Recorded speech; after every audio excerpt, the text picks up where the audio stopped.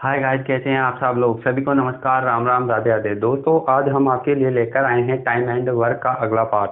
तो दोस्तों, हम यहाँ से कह सकते हैं सीरियल टायर फर्स्ट और सीरियल टायर सेकंड तक हम कोर्स को क्लियर करने वाले हैं। दोस्तों, आपको करना क्या है, आपको चैनल को सब्सक्राइब करना है, वीडियो को लाइक करना है और दोस्तों अपने मित्रों में, फ्रेंड्स में ज़्यादा से ज़्यादा शेयर करना है। दोस्तों, अगर आपका कोई क्वेश्चन फंसता है तो आप हमें कमेंट के माध्यम से बता सकते हैं। हम जल्दी से जल्दी उसका सॉल्यूशन पूछाने का प्रयास करेंगे। दोस्तों, हम टाइम न वेस्ट करते हुए क्वेश्चनों को देख लेते हैं। ए और बी मिलकर 15 दिन में एक काम को पूरा कर सकते हैं। ए और सी को मिलकर काम करने में बी और सी द्वारा एक साथ काम करने की तुलना में 2 दिन अधिक लगते हैं। तो ए, बी और सी मिलकर 8 दिन में कार्य पूरा करते हैं, तो ए अकेला इस काम को कितने दिन में पूरा कर लेगा। तो दोस्तों, हमें क्या करना है कि ए इस कार्य को कितने दिन में कर सकता है। तो दोस्तों, हम यहाँ से कह सकते हैं ए और बी मिलकर किसी कार्य को 15 दिन में कर लेता है। ए बी किसी कार्य को 15 दिन में कर लेता है। ए और सी को मिलकर काम करने में बी और सी द्वारा एक साथ काम करने में बी और सी द्वारा एक साथ काम करने में 2 दिन अधिक लगता है। तो दोस्तों, हम यहाँ से कह सकते हैं अगर ये अक्ष दिन में करता है तो ये अक्ष प्लस 2 दिन में कर देगा। और तीनों मिलाकर इस कार्य को कितने दिन में कर लेते हैं, 8 दिन में कर लेते हैं। ए बी सी तीनों मिलाकर इस कार्य को 8 दिन में कंप्लीट कर लेते हैं। तो दोस्तों, हम यहाँ से कह सकते हैं, या तो हम ऐसा सोच सकते हैं कि इसका मान और इसका मान, ऐसा मान सोच सकते हैं कि तीनों मिलाकर कार्य को कितने दिन में कर लें, 8 दिन में कर लें। तो दोस्तों, हम यहाँ से कह सकते हैं ऐसा क्या सोचा जाए, तो हम यहाँ से कह सकते हैं इसका मान कितना हो जाएगा 10 और इसका मान कितना हो जाएगा 12। तो हम ऐसा सोच ले कि इनका जो कार्य करते हैं तो तीनों मिलाकर, टोटल कार्य को तीनों मिलाकर कितने दिन में कर लेना चाहिए, 8 दिन में कर लेना चाहिए। तो दोस्तों, हम यहाँ से कह सकते हैं अगर मैं b प्लस सी का 10 मानता हूँ और इसका 12 मानता हूँ तो टोटल कार्य कितना होगा। तो दोस्तों, हम यहाँ से कह सकते हैं टोटल कार्य कितना होगा, 60 होगा। तो दोस्तों, अब यहाँ से हम कह सकते हैं ये एक दिन में कितना कार्य करेगा, एक दिन में 4 कार्य कर लेगा। तो यह एक दिन में 5 कार्य कर लेगा और दोनों मिलाकर एक दिन में 6 कार्य कर लेंगे। तो दोस्तों, हम यहाँ से कह सकते हैं दोनों मिलाकर 4 कार्य करते हैं, दोनों मिलाकर 5 कार्य करते हैं और दोनों मिलाकर एक दिन में 6 कार्य कर लेते हैं।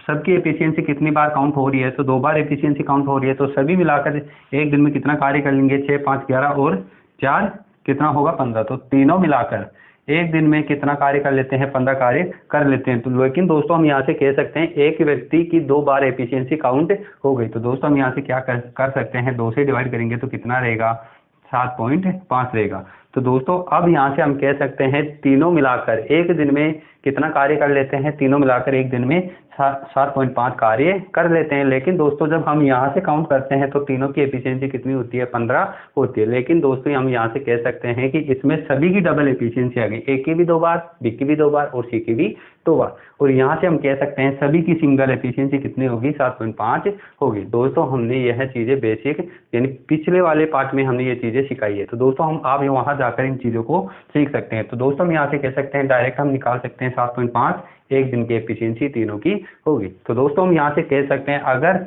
एक दिन में 7.5 कार्य करते हैं तो इस 60 कार्य को कितने दिन में कर लेंगे। तो दोस्तों, यहाँ पॉइंट हटेगा, यहाँ पे कितनी बार रहेगा, 0 बढ़ेगा और यहाँ से 75 से काटते हैं कितनी बार, 8 बार। तो दोस्तों, अब यहाँ से हम कह सकते हैं तीनों मिलाकर एक दिन में कितना कार्य कर लेते हैं, 8 कार्य कर लेते हैं। तो दोस्तों, हम तीनों मिलाकर कितना कार्य करते हैं, 8 कार्य कर लेते हैं। तो दोस्तों, हम यहाँ से कह सकते हैं जो हमने जो वैल्यू रखी है वो वैल्यू एकदम क्या है, सही है। अगर यह वैल्यू गलत होती तो यह हमारा 8 आंसर प्राप्त नहीं होता। तो दोस्तों, अब यहाँ से हम कह सकते हैं कि ए के हमें क्या चाहिए, ए एक दिन में इस टोटल कार्य को ए कितने दिन में कर सकता है। तो दोस्तों, हम यहाँ से कह सकते हैं ए बी सी और बी प्लस सी। तो यहाँ से हम कह सकते हैं यहाँ से हम एक दिन में ए कितना कार्य कर सकता है, यहाँ से हम निकाल सकते हैं कि ए बी सी एक दिन में 8 कार्य कर लेता है, किसी कार्य को 8 दिन में कर लेता है और बी सी किसी कार्य को 10 दिन में कर लेता है। तो टोटल कार्य कितना रहेगा, 80 रहेगा। तो दोस्तों, हम यहाँ से कह सकते हैं इन तीनों की एक दिन की एफिशिएंसी कितनी रहेगी, 10 रहेगी और दोनों की एफिशिएंसी कितनी रहेगी, 8 रहेगी। तो हम यहाँ से कह सकते हैं अगर तीनों मिलाकर एक दिन में 10 कार्य कर लेते हैं और दोनों मिलाकर एक दिन में 8 कार्य कर लेता है तो ए एक दिन में कितना कार्य कर लेगा, 2 कार्य कर लेगा। अब टोटल कार्य कितना था, 80 था और एक दिन में ए ए एक दिन में 2 कार्य करता है, ए एक दिन में 2 कार्य करता है, तो 80 कार्य को कितने दिन में कर लेगा। तो दोस्तों हम यहाँ से कह सकते हैं इस कार्य को 40 दिन में कर लेगा। तो यही हमारा क्या रहेगा, आंसर रहेगा।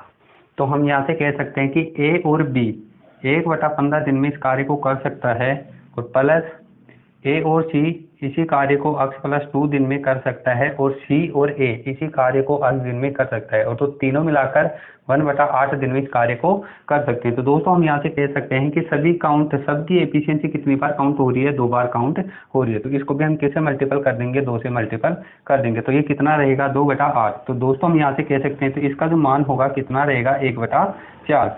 अब यहाँ से हम कह सकते हैं ये किसका रहेगा, प्लस का, उधर जाके किसका होगा, माइनस। तो दोस्तों हम यहाँ से कह सकते हैं इसको यहाँ से हटा देंगे, इसको यहाँ से हटाकर अगर यहाँ पे आता है तो ये कितना रहेगा, 1/15 रहेगा।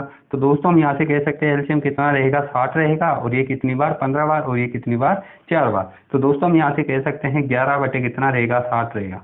अब यहाँ से हम कह सकते हैं कि इसका जो मान रहेगा, इस टोटल कार्य रहेगा कितना रहेगा, 60 रहेगा। तो दोस्तों हम यहाँ से कह सकते हैं कि x का मान क्या रखा जाए कि जो इनका अंतर रहे वह कितने का होना चाहिए, अंतर 2 का अंतर होना चाहिए। तो दोस्तों हम यहाँ से कह सकते हैं कि इसका मान कितना होगा, 10 होगा, और इसका मान कितना होगा, 12 होगा। तो इसी के आधार पर हम कह सकते हैं जो इन दोनों का अंतर रहेगा कितना रहेगा, 2 का रहेगा। अगर हम 60 के वैल्यू और रखते हैं तो कितना रहेगा, 15 भी हो सकता है और 12 भी हो सकता है, लेकिन इनका अंतर कितना रहेगा, 3 का रहेगा। इनका अंतर कितना रहेगा, 3 का रहेगा, लेकिन अंतर हमें कितना का चाहिए, 2 का चाहिए। तो हम यहाँ से कह सकते हैं 10 और 12 ही हमारा क्या रहेगा, फाइनली आंसर रहेगा। इसी के आधार पर हम आंसर जल्दी निकाल सकते हैं। यही हमारा क्या रहेगा, आंसर रहेगा।